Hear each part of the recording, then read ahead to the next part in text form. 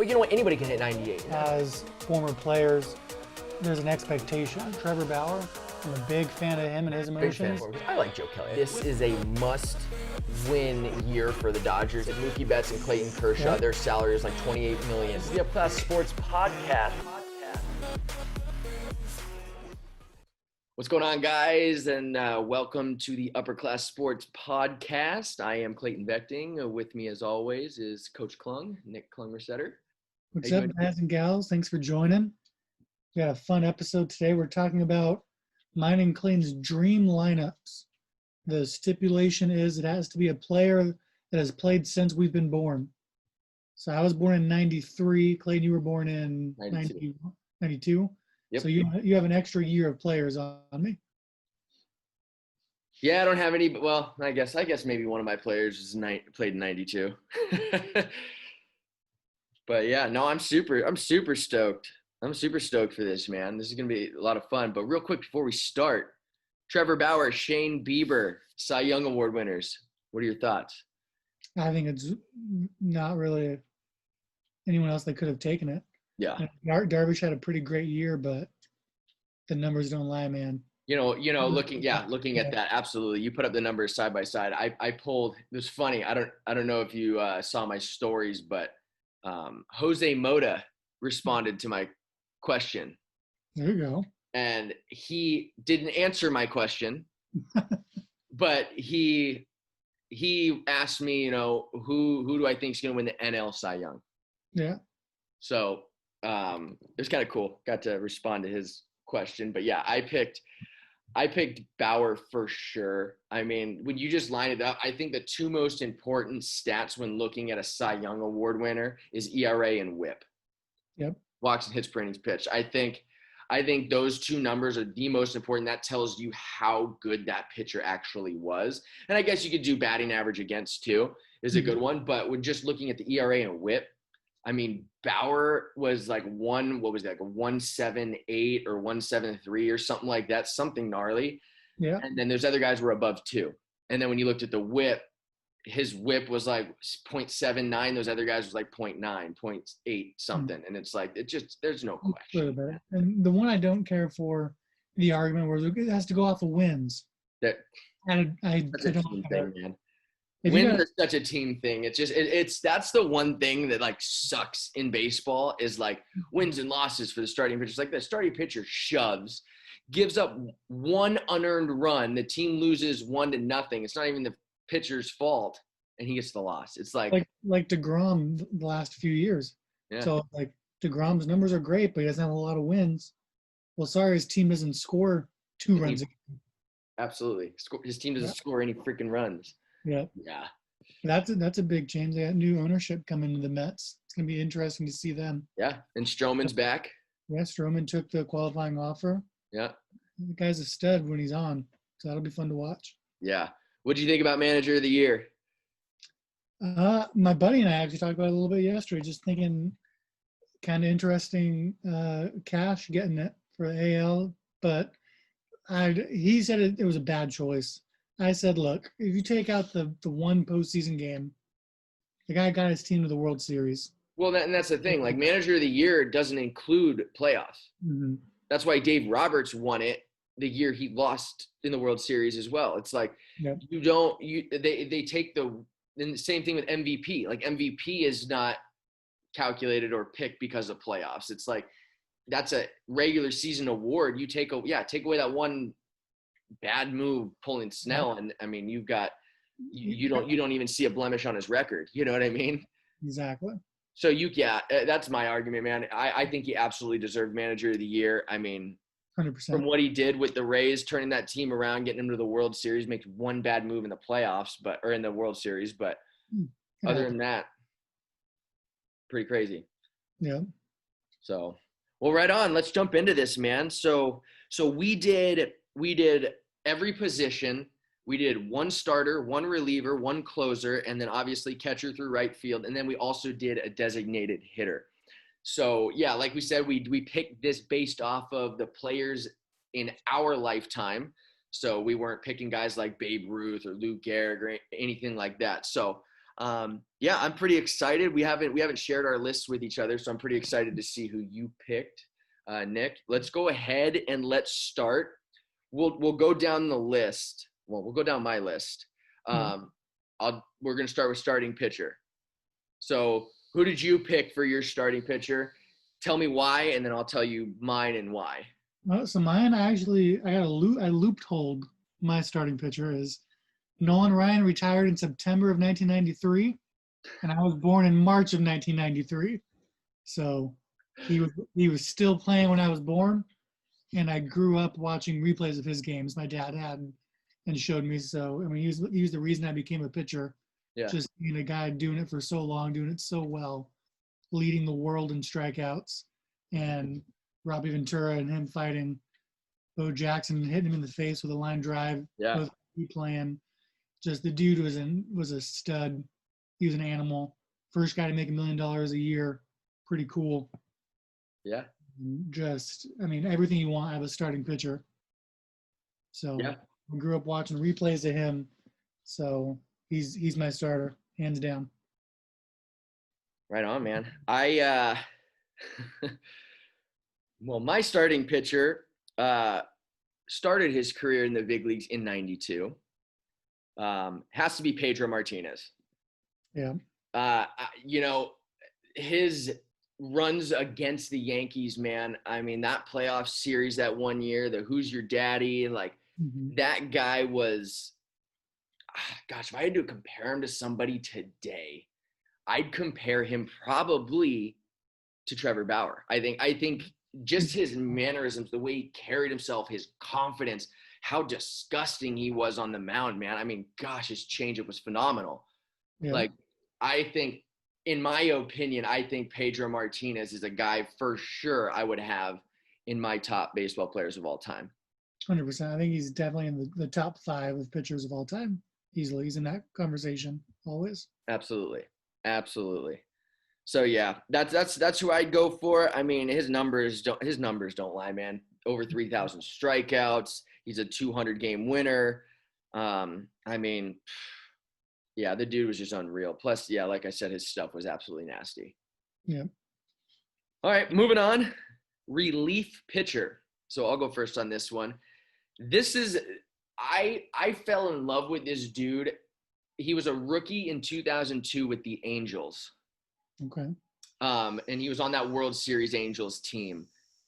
I loved the way he pitched. He was funky. He was goofy. His arm slot was crazy. His arm angle, the way his ball moved, I was like, dang, like if I could be a pitcher at that time in 2002, I was like, that's the pitcher I'd want to be. And that's Scott Shields. Okay.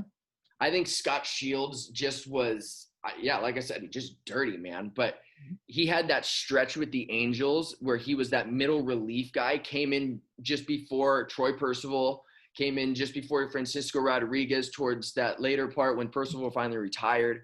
I mean, he was kind of the perfect setup man for those closers. And he just seemed to always slam the door. Like, he was like one of the original rubber arms. Yeah, absolutely. Absolutely. Every game, at least 2, 3, 4 innings a game. He was always warming up, ready to go in, man. Yeah, I mean, he was a starter. I think he was a starter. In like 2000, they converted him to like a starter in 2004, I believe, or something like that. Early in his career, he only did like 12 starts, and then they just put him back into the pen because, I mean, that's just his role, man. That was absolutely his role, and I thought the dude was a stud. Yeah.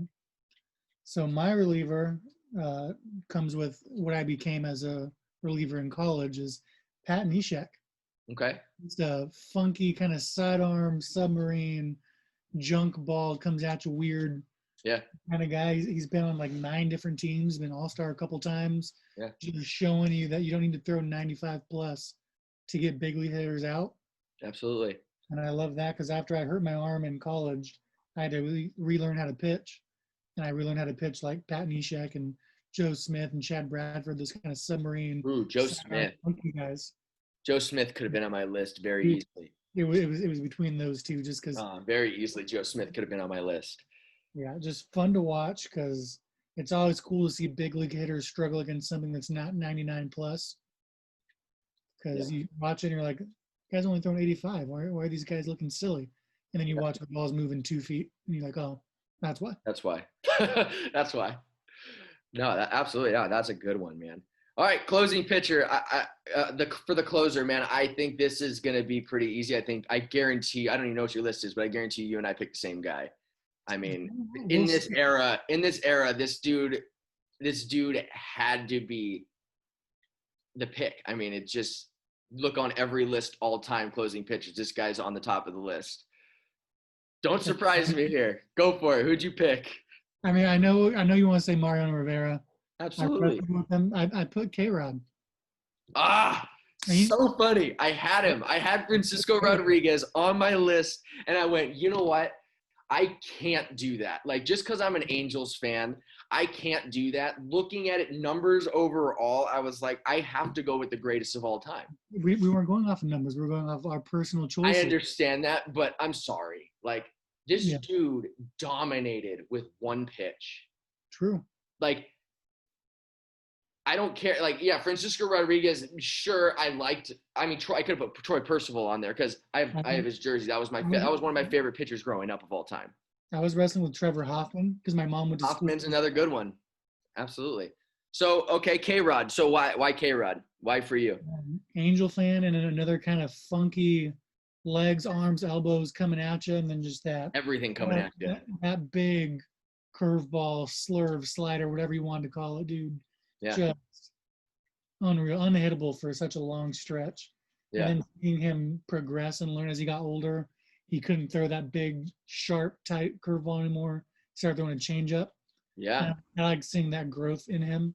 Well, I mean, his fastball declined too, man. Like he was like a 97 guy, and then all of a sudden his fastball declined a little bit, and then he had to learn how to pitch. Yeah. You know, he was one of those guys. Sorry, go ahead. I just like seeing that growth. That's all I was going to say. Absolutely. He was one of those guys, though, like in the early 2000s. I mean, it was guys throwing close to 100 miles an hour. It was very few. I mean, it was like Billy Wagner, K-Rod. Like I can't even name off the top of my head that many dudes who threw 100 miles an hour or close to it, you know, that way upper 90s. And now it's like, shoot, I can name 100. It seems like I can name a lot of dudes off the top of my head now that throw 100. And so, yeah, like you said, I think it's crazy and cool to see the way he had to reinvent himself. Mm-hmm. That was why he was going to be on the top of my list. But yeah, I had to go with Mariano, man. I mean, that's why I didn't put Mariano, because I knew you were going to put Mariano. I have a couple different names here. That's funny. Yeah, no, Mariano, he was just, I don't know. I think, you know, he was a guy who had to reinvent himself too. If we're going to talk about reinvention, I mean, the dude completely had to reinvent himself, go to the cutter.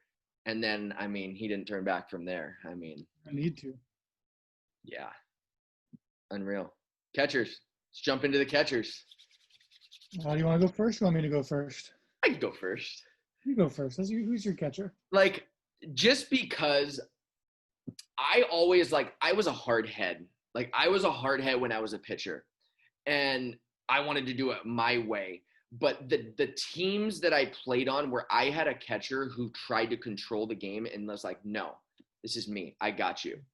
And kind of took over. And it ended up being a dude that I could just absolutely trust with anything, to where we ended up getting onto that same page where it was like, oh, you called that? Okay, yeah, let's do it. Because that sounds right. He knew me. I knew him. I like catchers who are smart. And obviously to be, you know, a good catcher, you got to be one of the smartest guys in the field. You got to be a student. I mean, the one guy who embodies all of that in the big leagues, he's still in the big leagues now, is Yadier Molina. I think he would be on the top of many people's lists, but he's just that guy, man. He takes control of that pitching staff, and I mean, who better to trust than that guy, you know? He comes from a great family of catchers too. You got to trust a family that puts three catchers into the big leagues. Absolutely. So I put Joe Mauer. Okay. I like sweet swing and a good defensive catcher. He was kind of both worlds and just consistent, and he never had any issues. Just a nice, humble guy. played for the Minnesota Twins. Could have easily gone somewhere else to get a big fat contract. Yeah. But stayed loyal. Yeah, stayed loyal, stayed true to them. I mean, not a big flashy guy, but just consistent, hard worker. I feel like he's a guy all the no pitchers ever had an issue with. He was smart and worked with them, and he could swing it. It's just hard to find. Really hard to find. I mean, catchers that can swing it, consistently. Yeah. Yeah, that position's tough, man. I mean, number one, you get beat up. Mm-hmm. Number two, you're involved in every aspect of the game. Yeah. I mean, number three, you got to be able to control a pitching staff. You got to be able to know every hitter that comes up from the opposing team.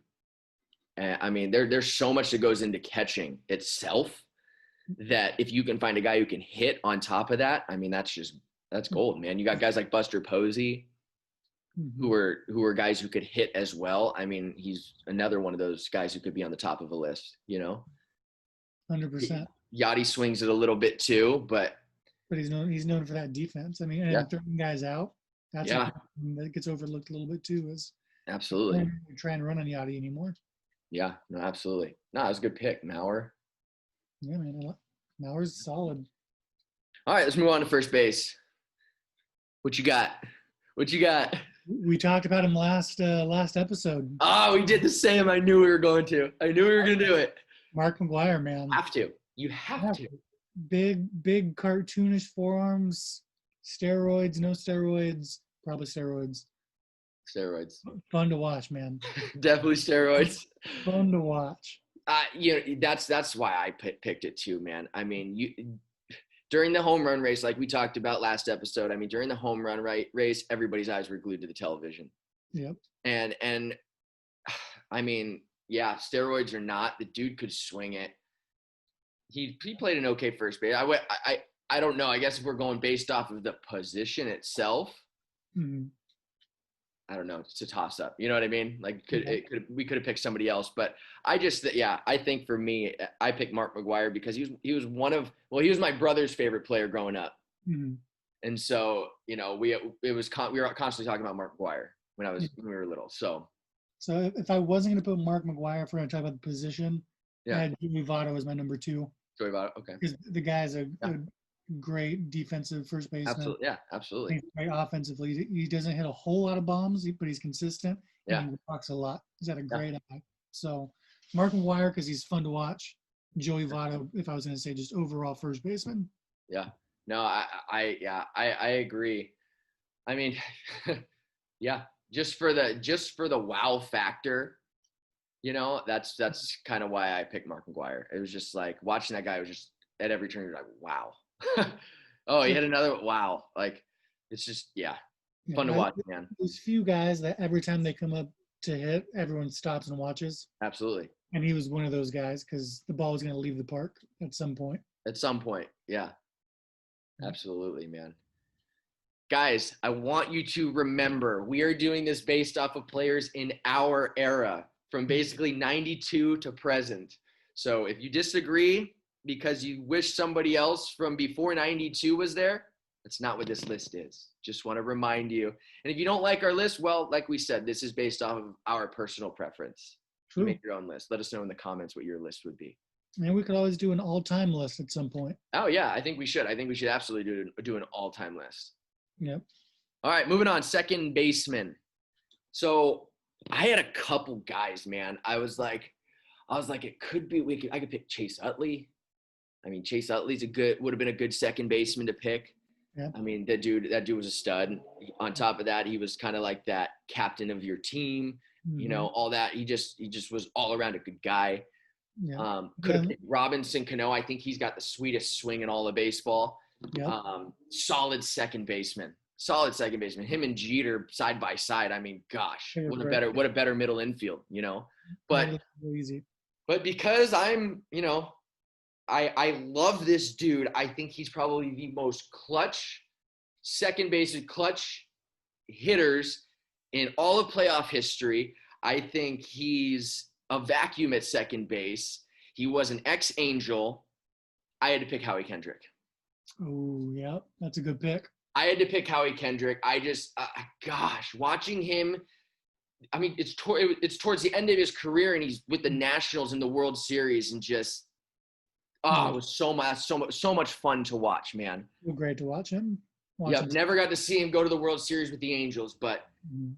I loved watching that dude in the playoffs. Yeah. I just love watching that dude, man. He was just a stud. I always thought he was going to hit himself in his helmet with his bat. Little swing. But he never did. Yeah, that's my pick for second base, Howie Kendrick. Nice. What you got? I was torn between two. Jeff Kent. Okay. Because I like that he treated like he was just a businessman playing baseball. He's like, I'm just going to show up and play, get my job done, go home. Who cares about Barry Bonds? The guy hits bombs, whatever. I'm just here to play second base and leave. Yeah. But the guy that I ended up choosing was Robinson Cano, who you mentioned. Yeah. Just because he makes it look so easy, man. He does. Dude, yeah. Watching that dude turn a double play is like something else. It's like it's nothing to him. And then, like you said, the second best swing I've ever seen from the lefty is Robinson Cano. Yeah. The best swing is going to come when we get to our outfielders. Yeah. Gosh, I should have picked it. No, you know what? I'm going to stick with I know who you're talking about. I'm going to stick with my guy for that position. Okay. Well, yeah, no, good. I think that Robinson Cano was number 2. He was number 2 on my list for second base. Like I said, it really could have gone either way. I just love Howie Kendrick. And I think Robinson Cano, you can't go wrong there at all. They're both great picks. All right, who you got? Let's go third base. Third base. All right. Third base for me. 3,000 hits. Absolute character. Loved watching him play the game because he had so much fun doing it. Adrian Beltre. Adrian Beltre. That's for me. I turned on the TV and I loved watching that dude. Like I try to turn to watch him play, or I look up highlights of him just because. I mean, I don't know how many times I went on YouTube and typed in Elvis Andrus and Adrian Beltre shenanigans or whatever, and just watching them. That dude had more fun playing this game than I think anybody who's ever played this game. And that to me, if you can show that on the field and also be a dominant third baseman and a dude who can also swing it on top of that. I mean, yeah, Adrian Beltre, for my era, Adrian Beltre is on the top of my list. And that's a great pick. I mean, fun to watch. You had a great time, like you said. My pick is Nolan Arenado.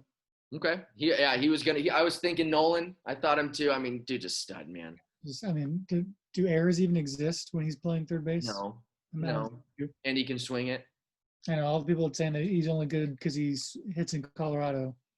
Dude puts up numbers regardless. He puts up numbers everywhere they play, man. And that dude's a stud. Yeah, he's fun to watch. Absolute vacuum too. Yeah, like you said, errors don't even happen. Yeah, they don't even. How many Gold Gloves does that dude have already? I think he has like 8 in a row. That's I mean, that speaks for itself.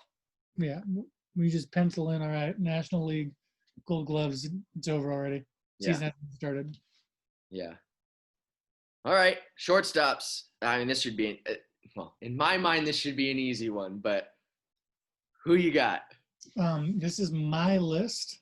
Don't do it to me. I'm tweaking a guy's position from the same team, but I'm putting A-Rod at shortstop because I couldn't put him at third because Arenado. Okay. But I'm putting A-Rod there. I know it's between A-Rod, Cal Ripken, and Jeter. They're kind of my top shortstops, but I just like A-Rod, man. I like his brain. I like the way he went about playing the game. He had kind of that I'm better than you attitude, and he knew it. And I liked that, having that competitive edge. And he was better than most. Yeah. And then, I mean, the All-Star game when he swapped positions with Cal Ripken and gave Cal Ripken hitting it short again, just that's a stand-up move. That's respecting the game. And I would put A-Rod on my team. And the hard part, like the worst part is like people will knock that pick because like we talked about last week, the steroids. Yeah. And it's like, gosh, like he was still a phenomenal ball player. Like, yeah, I steroids or not, like the guy could play the game.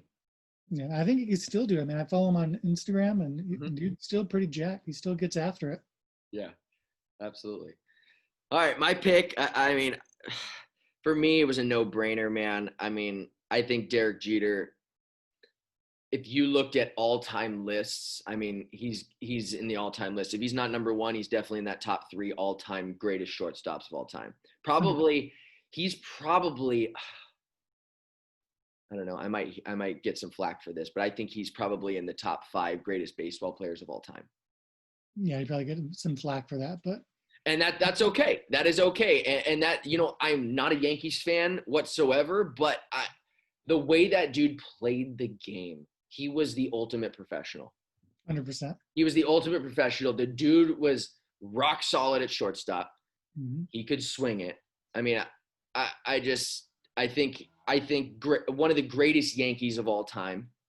Yeah. I can't say greatest Yankee of all time because, like I said, he's probably in that top three, top five greatest of all time. And if he's in that top five, there's going to be a Yankee or two before him on that list. So, but yeah, I think he's definitely one of the greatest Yankees of all time, if not one of the greatest baseball players of all time, in Yeah. my opinion. His instinct. That is what it is. It's my opinion. Yeah. But like you said, his instincts, his skill, the Yeah. guy could have done. He made it look like a professional should make it look. Yeah.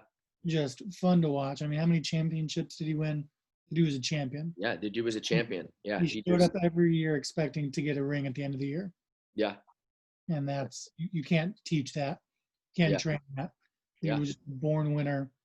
And you know what? He made everybody around him that way. Mm-hmm. You know what I mean? He just brought people up, man. Yep. So yeah, to me, I mean that's my pick. And like I said, I mean what a better middle infield than him and Robinson Cano. I mean that's pretty unstoppable in my opinion. Yeah, I mean so good. Yeah. So good. Absolutely. Right on. Moving on. Here we go. Hitting the outfield. We're gonna start with left field. I on my list, I kind of picked because I was always a character. I was a guy who liked to have fun. I was a guy who played the game hard when it was time to play the game hard, but I had a fun time playing the game. Right. And I mean, I know I was a pitcher in college and pitchers are weird and all that. I picked dudes who, I don't know, are similar in that regard. So for my left fielder, I picked Manny Ramirez. There you go. I mean, that's a Manny being Manny, man, like that, he was fun to watch. He was one of those guys that when he was on TV, you wanted to watch him play. Like, I mean, when he went to LA, it was like, finally, I get LA channels. Like I get to watch Manny on a regular basis. Like that to me, just some of his antics and the way he played the game, the dude had fun, man. The dude had fun playing the game. And yeah, to me, I mean, maybe he wasn't the best left fielder, I don't know, position-wise, but he was a left fielder, and he was one of my favorite players of all time. Mm-hmm. And the dude could swing it. One of my favorite things he ever said, they interviewed him about hitting, and he said, yeah, I go up there and I pick a pitch. And he goes, my favorite pitch to hit is the inside pitch. And they go, okay, well, what if they throw 3 pitches on the outside corner? He goes, I watch all 3 of them. I strike out. I walk back to the bench. He goes, but if you throw me that inside pitch, it's going over the wall. Yep. And like that, to me, it's like Manny's going to do it Manny's way. And you either accept it or you don't. And that, to me, I love that in a ball player. Yeah, I was going to say, I love that quote because we shared that quote when we coached high school players together. Yeah. We shared it with them. We told them there was more to the quote where they're like, well, what if they do that the whole game? And he goes, well, I go over 3 that game. I go over 3. But if they throw it there, I'm not going to miss it. And that's the thing. He was right, man. Like, pitchers make mistakes. Yeah. Like, you think 3 at-bats in a row, you're not going to get at least 1 mistake? Yeah. I mean, you're bound to get a mistake, man. Manny being Manny, they were like, he's not very smart, but the dude had an approach, and he knew what he was doing in the box. Yeah. Left field, chasing butterflies or whatever. But in the box, the dude knew what he was doing. And he told the reporter that was asking him that question, he was like, if I only get that pitch 3 times out of 10 at bats, I'm a Hall of Famer. Yep. Because I'm not going to miss it those 3 times. Yep. And that kind of confidence, man. Like, if I get that pitch, I'm not going to miss it. Yep. It's going over the wall. Like, that's that big league confidence, man. And I love that. So my left fielder. I know who it is. Angels fan. No way. Garrett Anderson. Garrett Anderson, man. You're going somewhere else. Who did you think? Left field, Garrett Anderson, dude. Maybe he didn't play left field. I'm gonna Google this. Talk about Garrett Anderson. That's a great pick. Came to my mind. Garrett Anderson. I mean, you need a double. You put Garrett Anderson in the box. The guy was one of the best hitters the Angels have ever had. Just clutch at bat after clutch at bat. Yeah. Just made it look easy. We're talking about guys that make the game look easy.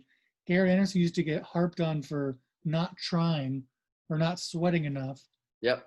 He's like, I don't make errors. I hit 300. I'll sweat more if you want me to sweat more. Yeah. Just because it comes easy and I get the job done. I like the dude's approach. I like his attitude. And he's on that World Series team. It was nice to see him get a ring. Yeah. Dude, he was a doubles machine, man. Doubles machine.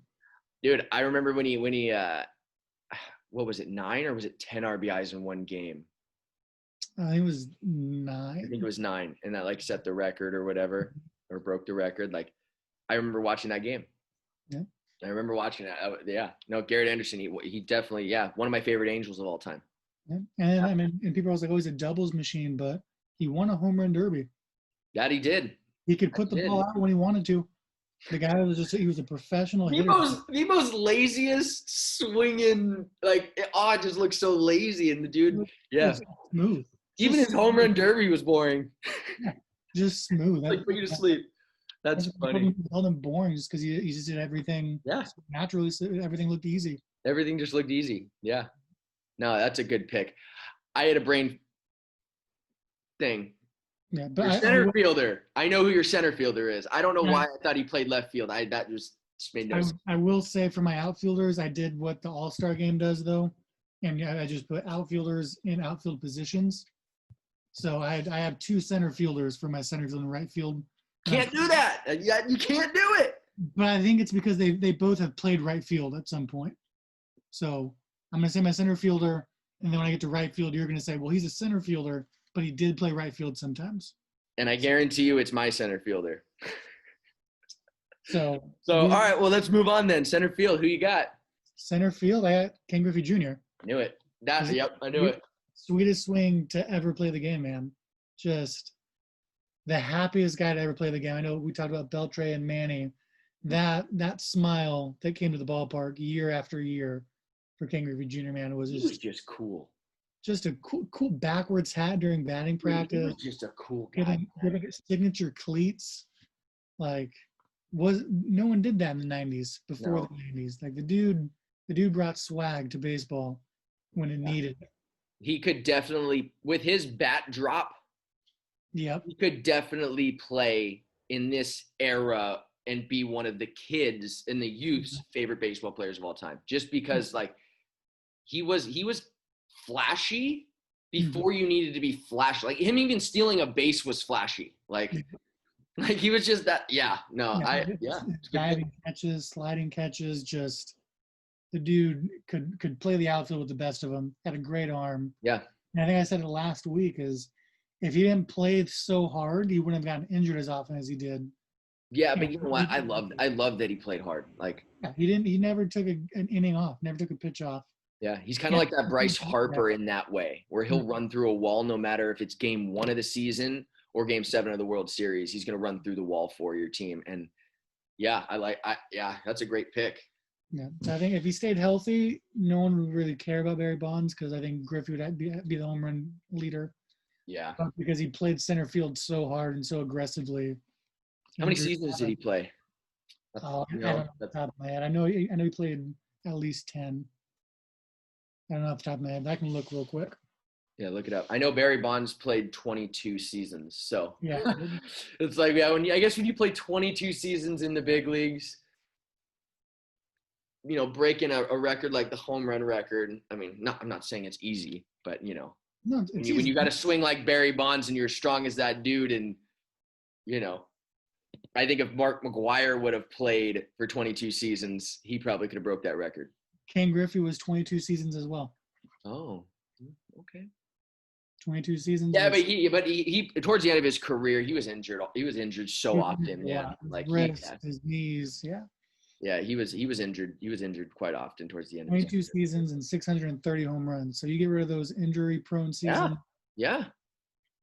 And how cool is it being able to play with your dad, like, and to go back home runs, and go back home runs with your dad? That's kind of cool. And then play I know what it's like playing under my dad. My dad was my coach when I was young, but yeah, he got to play on the same team as his dad. Then he got to play under his dad, being a coach. Like, that's kind of cool. One of the best baseball family stories, ever to have that. Absolutely. Center field for me,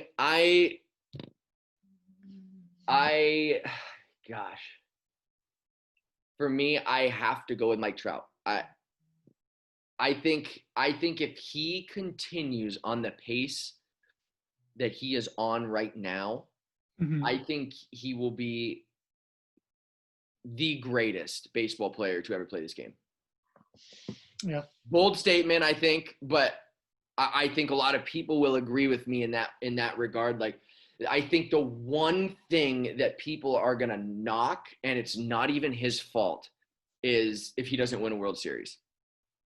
I'd be on that part saying that, because we'll get to that when we talk about the Angels specifically, but I think he might have chosen money over a World Series ring with his most recent contract, unless the Angels start building around him. But you don't think somebody else would have offered him a $300 million contract? Like, a team offered Machado $300 million, Bryce Harper $300 million. Really? Those guys' numbers don't match up to Trout.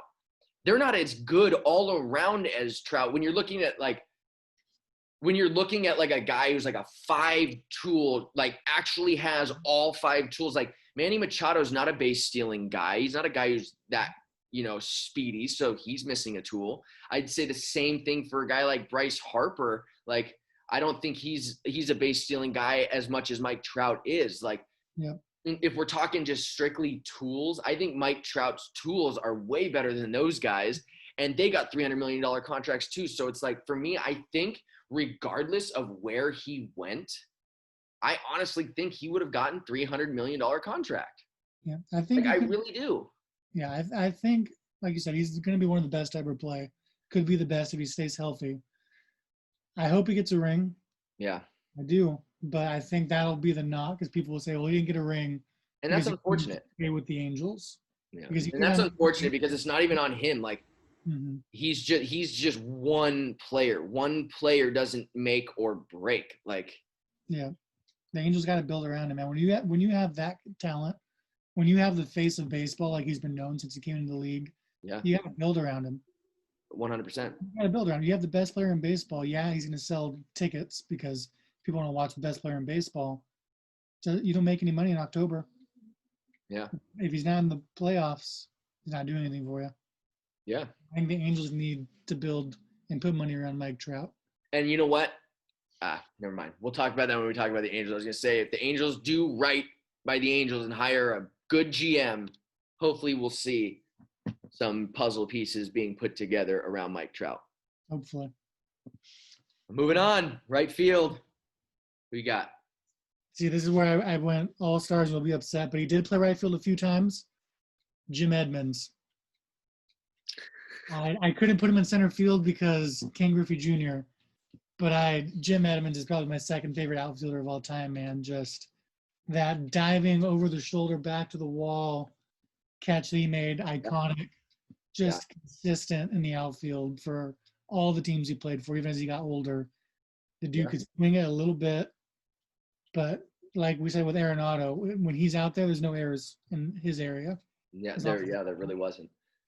The dude could go get it. He had range. It wasn't even sneaky range. People knew, oh, that's a blue. Jim Edmonds is probably going to get there. Oh, it's crushed. Jim Edmonds is probably going to get there. Yep. No, Jim Edmonds definitely. I remember Yeah, he was my brother's favorite center fielder. Back when I was a kid, and I remember we would go there, go to Angel Stadium, and we'd watch him when he was with the Angels with the actual Angels wing. Yeah, the blue and gray. Blue Angels wing, the blue jersey. I'm an Angels fan since the blue jerseys. Yeah, and I loved watching that dude, man. He was a lot of fun to watch. And yeah, like you said, dude covered ground, and there weren't errors when he was out there. And he played some right field, so he counts. He counts. Played some right field. Towards the end of his career. So I went with our structure, and I went with a true right fielder. Okay. As I said in our last episode, this guy was my favorite player growing up as a kid. Mm-hmm. And I think it had to do with the home run race with him and Mark McGwire. But Sammy Sosa was my favorite.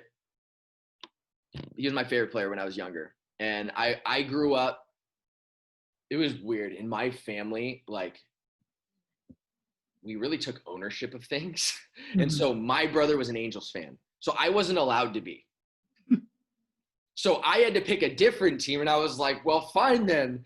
I like Sammy Sosa. I'm a Cubs fan. So I grew up and I was like, okay, my favorite American League team is the Angels, but that's my brother's team.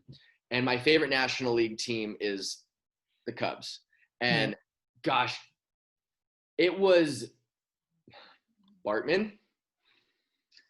Like, I remember where I was. I remember watching that game, and I was heartbroken, man.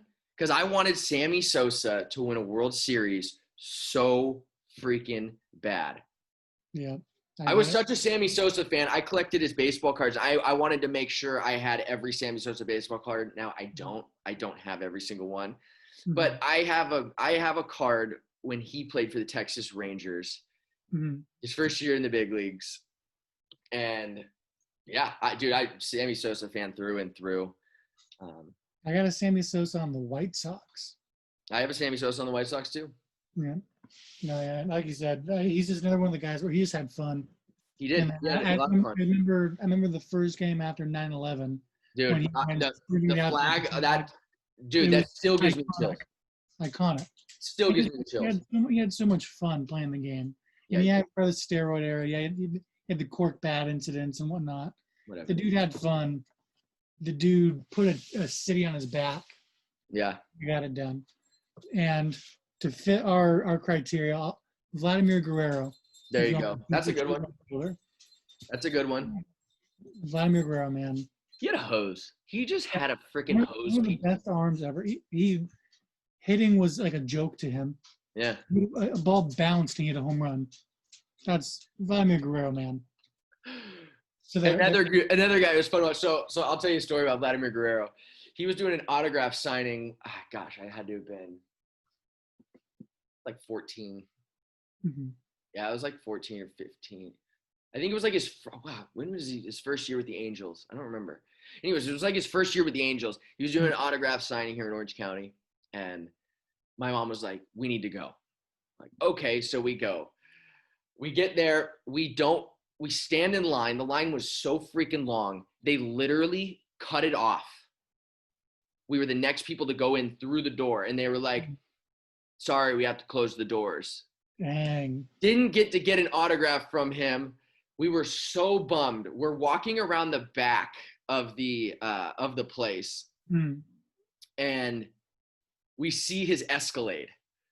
And my little brother, he just crazy white hair, just a little psycho, runs up to his car and grabs his spinner rims and spins his rims. Spins his spinner rims, and guess who's walking out of the door and sees us? Vladimir Guerrero. And he walks up, and his people were with him. They're like, "Whoa, whoa, whoa!" And my mom, being my mom, was like, "My kids are really bummed. We got cut off at the door. We were the next people to go in. They shut the door, and we didn't get to get your autograph." And he signed our balls for us, and he signed our little bats that we had. That to me, yeah, he's stand-up dude. Like, that's a memory I will never forget. And being that he was like, "Nah, I'm done signing autographs." Like, he could have been that way and been like, no, I'm done. But like, he was like, sure, why not? One more, let's do it. Yeah. And making memories for the fans, what it's all about. Absolutely. I mean, that's what it's about, man. You know what? I do want to tell one more story before we move on. Of course. About signing autographs. As a player, I never made it to the big leagues, but where I was, and especially where I was when I played in Europe, they're huge in baseball. And so when that's their major leagues, that's what that country's major league, sport was what I was playing. And we packed it. I mean, we packed the stadiums, we packed the stands. And I mean, every kid, because I remember this. So I'll just tell the story. Barry Bonds, I wanted an autograph from Barry Bonds. And he said, absolutely not. I don't sign autographs for free. Yeah. And I was like, screw that dude, man. Like, doesn't take away from how good of a baseball player he was, but his character, like, that pissed me off. And to me, I was like, if I ever make it, I will never turn an autograph down. Like, I don't care where I'm at. I don't care if I'm out to dinner. Like, I will sign autographs for my fans because that's what it's about. And I even got to sign an autograph on a dude's arm in Germany. And he went and got it tattooed. So that's pretty cool. My signature's on a person's skin. But, cool. But like, yeah, that to me, he could have definitely been on my right field list for sure. Yeah. But all right, moving on. Sorry, I kind of went off on a tangent there, but we like tangents here. I think we're on our last position now. Designated hitter. This is a tough one. I think I'm going to let you go first. I'm going to be kind of bummed if you pick the same person as me, because I think I had two guys who I think were the greatest designated hitters in our era. And I hope you pick the guy I did not pick. So I want to hear who you picked first. I picked Edgar Martinez. Thank you. Good. I'm glad you picked him because I did not. I did not. And for whatever reason. Yeah, Edgar Martinez is one of the truest hitters of all time. He went to the park and said, my job is to hit. I'm going to hit. Yeah. I don't get to contribute on the field. I don't get to make plays. I'm going to hit balls. Yeah. I'm going to study the game. I'm going to study the pitcher. And I'm going to do whatever I can offensively to help the team. And he played with Ken Griffey Jr., so I was a big fan growing up. He was a third baseman, if I'm not mistaken. Third base, I think a little bit first base, as he got a little bit older. Yeah. No, he was a phenomenal hitter, man. Yeah, no denying that. I mean, yeah, he probably is one of the greatest designated hitters of all time, if not in the top. Yeah, if not in the top three for sure. He got into the Hall of Fame a couple years ago as a designated hitter. First designated hitter, right? Yep. I think so. Yeah. Yeah. No, I mean, absolute stud. Yeah. And the guy I picked is not too far behind him. I think he'll go into the Hall of Fame as a designated hitter as well. Mm-hmm. And that's David Ortiz. Good pick. I mean, it was literally like a coin flip. David Ortiz, Edgar Martinez. I just had this feeling you were going to pick Edgar Martinez, and I said, I'm going to go with this guy. So I think David Ortiz, he put the city of Boston on his back, man. Yeah.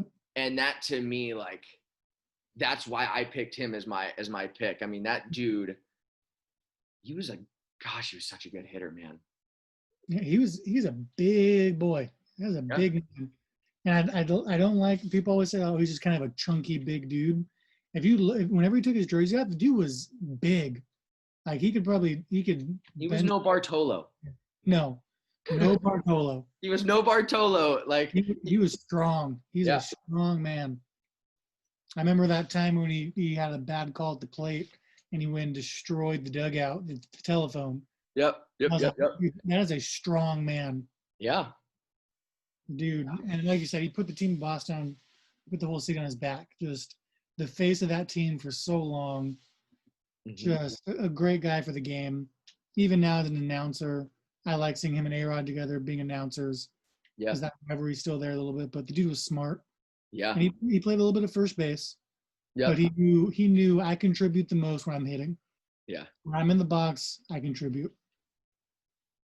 Yeah. And I'll say it, he bunted when they shifted on him quite a few times. Yes, he did. He bunted quite a few times. Oh man. I think all in all, here's our list just for you guys. It's up on the screen now, but I think our lists, I mean, yeah, though they were kind of biased to who we liked, maybe not the greatest list of the 1990s through the present time. But I mean, I think you could stack these lineups against anybody in the big leagues now, and these lineups would dominate. I mean, I think if you compare these names to a lot of the lists from that time, there's probably quite a few of those names are on universal lists. Yeah.